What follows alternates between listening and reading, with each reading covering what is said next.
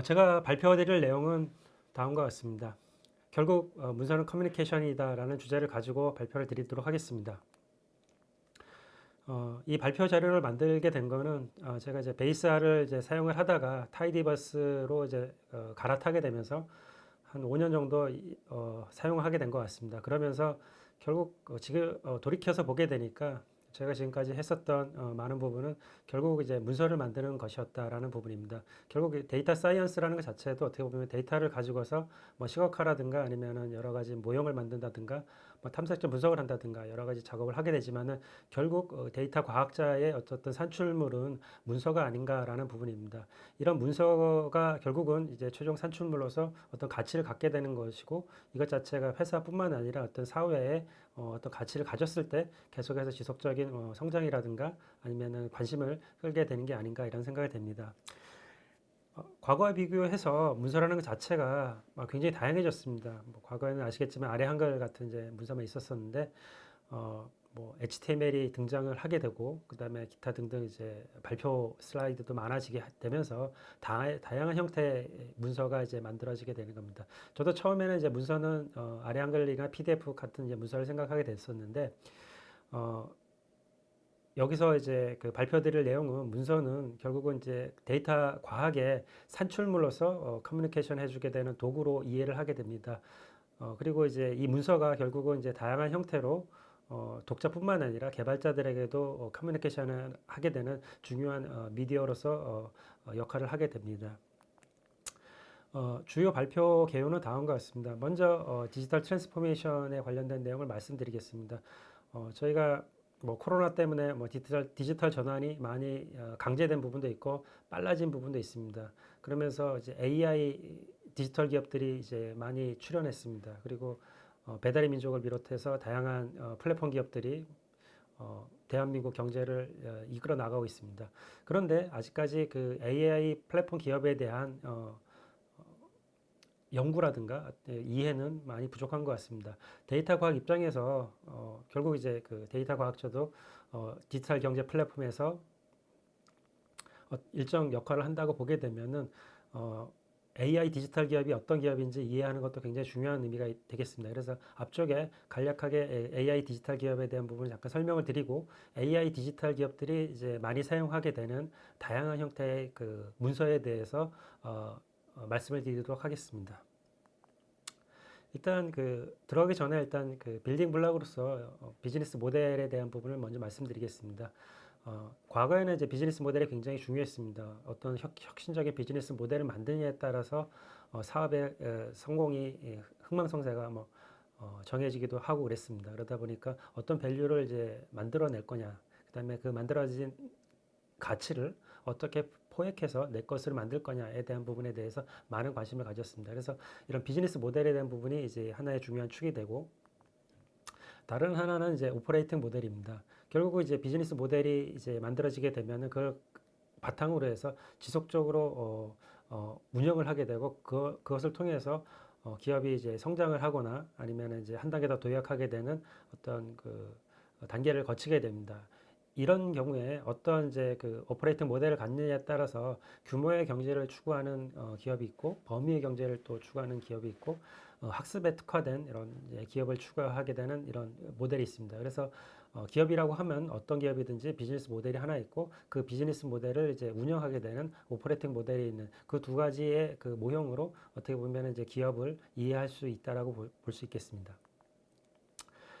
최근에 말하는 AI 디지털 기업은 어떤 거냐라고 해서 이제 여러 가지 그 내용들이 있지만은 아마존이라든가 구글이라든가 뭐 마이크로소프트 다 포함되는 국내에도 여러 AI 기업들이 있지만은 이들의 공통점이 하나 있다라고 하면은 AI 팩토리가 있다는 것이죠.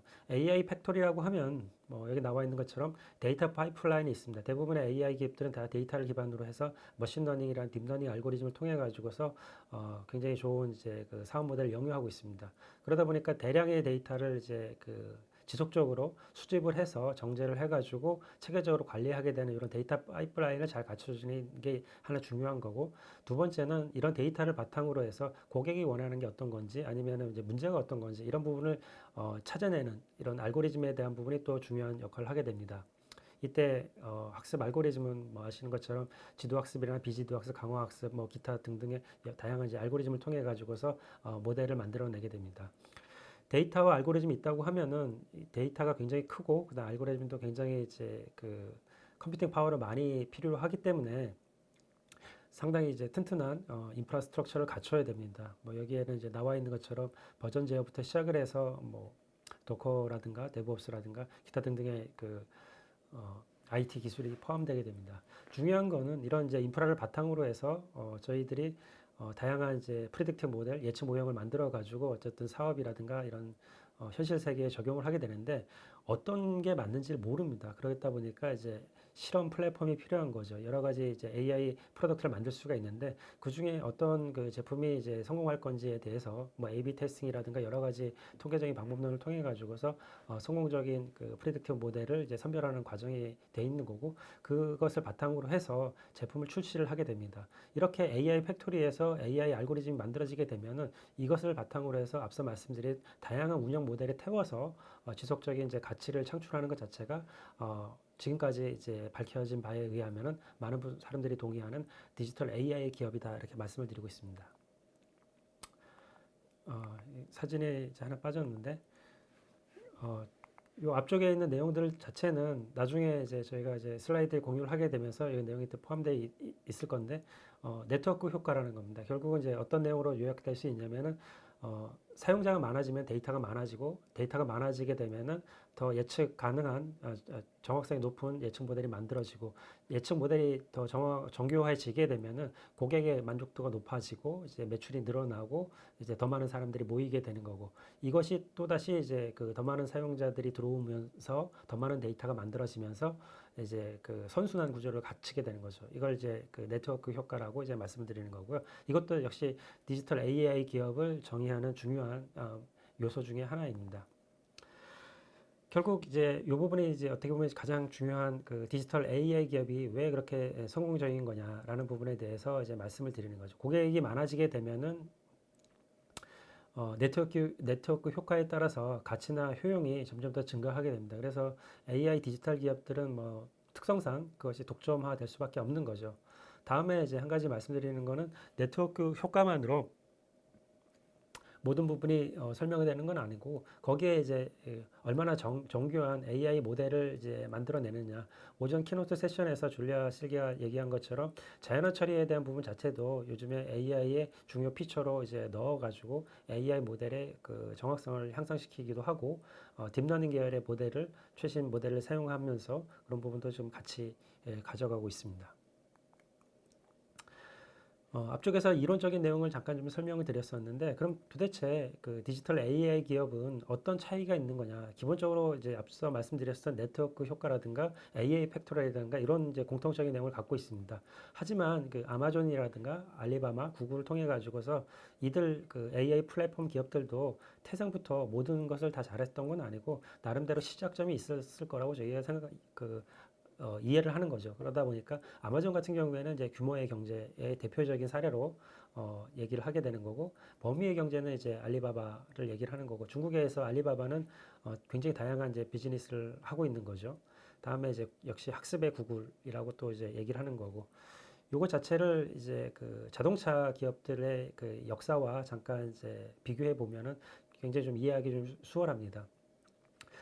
이건 이제 자동차 쪽에서 보게 되면은 자동차는 굉장히 커다란 이제 그 사업 그 범위에 포함되는 거고 초기에 포드가 이제 컨베이어 벨트를 통해서 대량의 이제 포드 T 모델을 통해서 규모의 경제를 달성을 하게 되면서 자동차 시장을 이제 군림했었던 적이 있었습니다. 그 다음에 이제 범위의 경제, 우리가 제너럴 모터스라고 얘기하는 GM이라고 하는 회사가 또 이제 범위의 경제를 또 구현하면서 자동차 시장을 또 이제 한 시대를 풍미를 했었고 마지막으로는 이제 그 토요타의 토요타 프로덕션 시스템으로 대표되는 학습을 통해 가서 지속적인 그 컨티뉴어스 임프루먼트 통해 가지고서 자동차의 혁신을 가져오면서 이제 자동차 시장을 어, 어, 주도했었던 시절이 있었습니다. 마찬가지로 자동차 시장을 통해서 이런 부분을 봤다 그러면은 디지털 AI 기업을 통해 가지고서 요즘의 부분 자체도 동일하게 이해할 수 있을 거로 생각이 됩니다. 앞서 말씀드린 것처럼 이제 아마존이 규모의 경제의 대표적인 사례라고 하면은 범위의 경제는 중국의 알리바바라고 볼 수 있는 거고 학습은 역시 구글에 나와 있는 여러 가지 다양한 서비스라든가 기업 구조라든가 기술이라든가 이런 부분을 들 수가 있겠습니다. 어, 최근에 이제 그 디지털 전환이 되게 되면서 많은 부분 이제 얘기가 되는 것 자체가 어, 동일한 시장을 놓고서 이제 서로 다른 이제 기업들이 경쟁을 하게 된다는 거죠. 과거에는 이제 IT 기업이 굉장히 적은 이제 마켓 쉐어라든가 아니면 관심을 갖다 보니까 그들만의 니그였었는데 이것 자체가 이제 누구나 다 이제 핸드폰을 갖고 있고 그러니까 누구나 다 이제 전기차를 타게 되고 하면서 이런 이제 플랫폼 IT 기업들하고 이제 접점이 생긴 거죠. 그런데 사실 보게 되면은 이 첫 번째 그 어떻게 보면 이제 전장터 아니면 이 마켓에서 변화는 어 아이폰이 출시됐었던 2006년, 2007년 그때로 볼 수가 있는 거죠. 전통적인 기업들 자체는 약점이 어떤 거냐면 그 나름대로의 복잡성으로 인해서 이 그 규모의 경제, 그러니까 고객이 늘어나면서 다른 이제 문제가 생기는 거죠. 하지만 이제 디지털 기업들은 이 고객 수가 늘어나더라도 그렇게 이제 부가적으로 창출되는 가치는 굉장히 많지만 비용은 상대적으로 적기 때문에 저런 이제 그 사업 모델이 가능한 거죠. 그러다 보니까 이제 2007년, 8년 그때 이제 애플 아이폰이 나왔을 때가 이제 그 디지털 기업과 이제 핸드폰 시장을 놓고 봤었을 때 있었던 첫 번째 사례라고 볼 수 있는 거고 이것 자체는 지금 이제 당연히 그 휴대폰뿐만 아니라 다른 이제 다양한 이제 산업군에서 저희가 내용을 이제 확인할 수가 있는 거죠.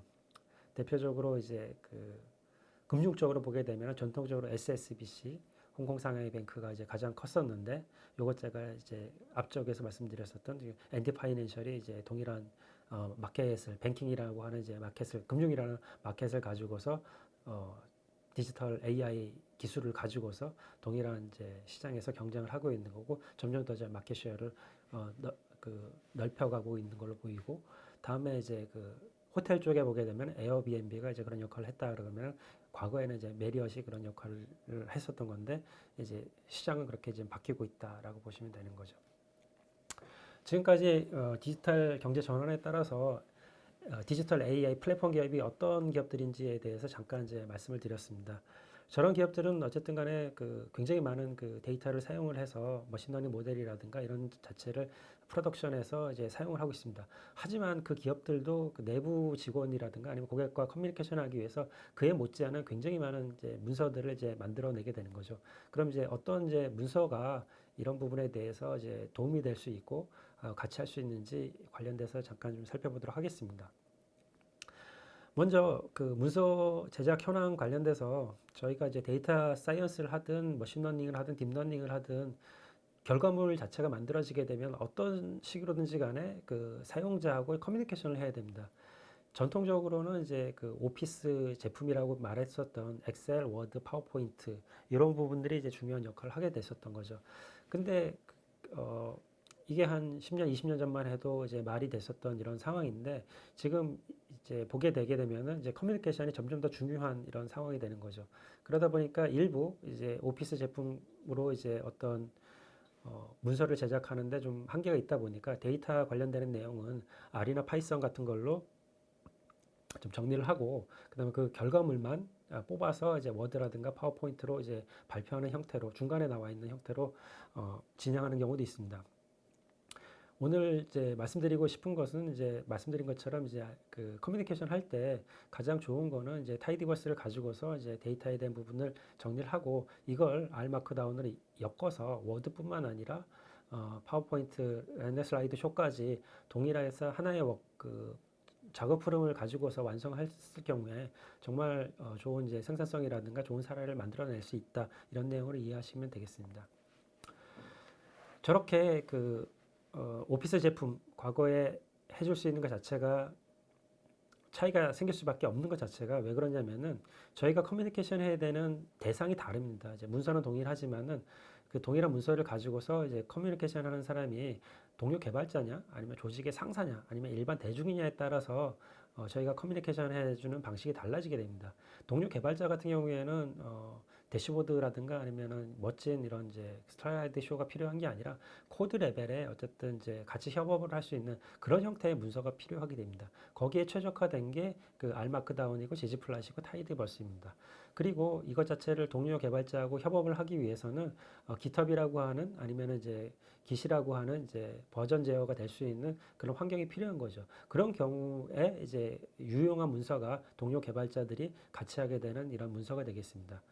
하지만 조직의 상사는 다릅니다. 조직의 상사는 이제 이사 같은 경우라든가 아니면 팀장이라든가 이런 분들은 이제 의사결정을 하기 위해서 이제 결정을 해야 되기 때문에 거기에 이제 적합한 이제 문서는 대시보드라든가 이제 그 슬라이드 쇼와 같은 이와 같은 이제 좀 굉장히 고도로 압축된 이런 정보를 전달할 수 있는 의사결정을 할 수 있는 이런 문서가 필요한 거죠. 마지막으로 이제 일반 대중 같은 경우에는 이게 인터넷이라고 하는 걸 통해서 블로그라든가 북다운이라든가 뭐 경우에 따라서 이제 자링은 같은 이런 이제 그 슬라이드 쇼를 인터넷 테크놀로지를 통해 가지고서 그냥 그 공개해서 누구나 다 이렇게 이제 어떻게 보면 이제 광고로도 쓸 수가 있고 아니면 대중의 어쨌든 관심을 한다든가 아니면 전달을 한다든가 이런 목적으로 사용을 하게 됩니다. 그런데 여기 나와 있는 것처럼 이런 이제 다양한 니즈가 있는데 이럴 때마다 필요에 따라서 과거에는 이제 오피스 제품으로 이제 문서를 만들고 그다음에 소스 코드로 이제 동료와 이제 이렇게 그 공유를 하고 그다음에 발표자를 따로 만들고 그다음에 웹사이트를 만들기 위해서 뭐 자바스크립트라는 PHP 뭐 데이터베이스 붙여가지고 따로 이제 웹사이트를 만든다든가 이런 것 자체가 이제 그 너무 좀 복잡성이 많아서 힘든 거죠. 하지만 이제 알마크다운이라고 하는 요 문서 하나만 가지고서는 이런 부분이 다 가능하게 된다는 것 자체가 굉장히 커다란 이제 장점이 되겠습니다. 두 번째는 이제 코드 퍼스트 문서 제작에 대한 워크플로우를 잠깐 말씀드리겠습니다. 어, 과거에 비해서 과거에는 이제 어떤 프로젝트를 하게 되면은 6개월 동안 이제 프로젝트를 하는 경우도 많았고 그 과정에서 데이터를 수집하고 데이터를 분석하고 모형 만들고 마지막에 보고서를 만들어서 논문을 한다든가 3개월이나 6개월 정도의 과정을 가졌습니다. 데이터 과학자라든가 아니면 통계 분석가들이. 하지만 요즘에는 뭐 주 단위, 월 단위로서 수많은 데이터를 분석을 해야 돼요. 커뮤니케이션 해야 되는 상황입니다. 그런 경우에 지금 나와 있는 펜독이라고 하는 알스튜디오 내부에 그 펜독이라는 엔진이 들어가 있지만은 그래서 이제 워드라든가 이제 PDF 파일, 그다음에 HTML 파일이 자동으로 생성되긴 하지만은 마찬가지로 이제 그 R 코드하고 데이터하고 그다음에 마크다운만 가지고 있으면은 저와 같은 원소스 멀티유스 개념으로 해서 다양한 문서를 만들어낼 수 있습니다.